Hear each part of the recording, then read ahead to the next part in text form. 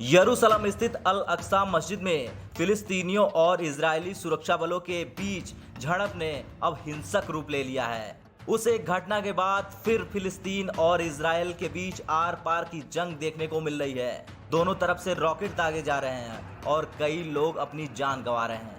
लेकिन अब खबर आई है कि हमास के रॉकेट हमले में एक भारतीय महिला की मौत हो गई।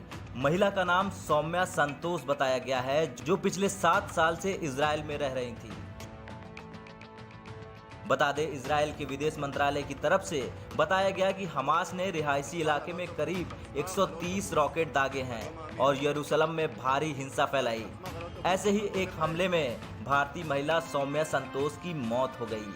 भारत में इजरायल के राजदूत डॉक्टर रान मल्का ने दुख के साथ और उन्होंने परिवार के प्रति अपनी संवेदना व्यक्त की। ट्वीट में लिखा गया कि इजरायल की तरफ से मैं सौम्या संतोष के परिवार के प्रति अपनी संवेदना व्यक्त करता हूं। वे हमास के आतंकी हमले में मारी गईं। ये जान हमारा दिल रो रहा है कि एक 9 साल के बच्चे ने इस क्रूर आतंकी हमले में अपनी मां को खो दिया। बताया गया है कि जिस समय हमला हुआ, सौम्या एक 80 वर्षीय बुजुर्ग महिला संग घर पर थी। वो उस महिला की केयरटेकर थी और लंबे टाइम से ध्यान रख रही थी। लेकिन हमास के रॉकेट हमले में उनका घर भी नहीं बच पाया और सौम्या की जान चली गई। समाचार एजेंसी पीटीआई के मुताबिक जिस समय ये हमला हुआ था, तब सौम्या वीडियो कॉल के जरिए अपने पति से बात कर रही थी। लेकिन अचानक से ही ये हमला हुआ और वीडियो कॉल बंद हो गई।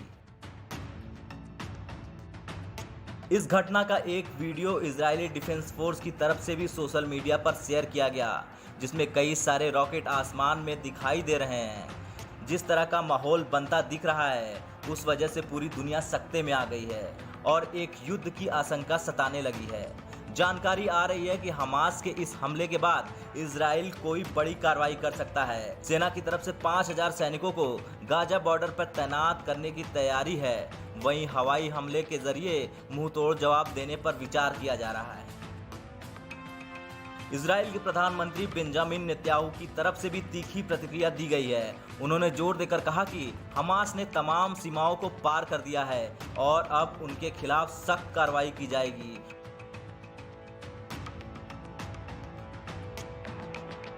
उनके उसी बयान के बाद गाजा पट्टी पे इजराइल की तरफ से भी मुंहतोड़ जवाब दिया गया था। हमले में कई लोगों ने अपनी जान गंवा दी थी और कई घायल भी बताए गए। इजराइल की सेना ने दावा किया है कि उन्होंने उस हमले के जरिए कई आतंकियों को मौत के घाट उतार दिया था।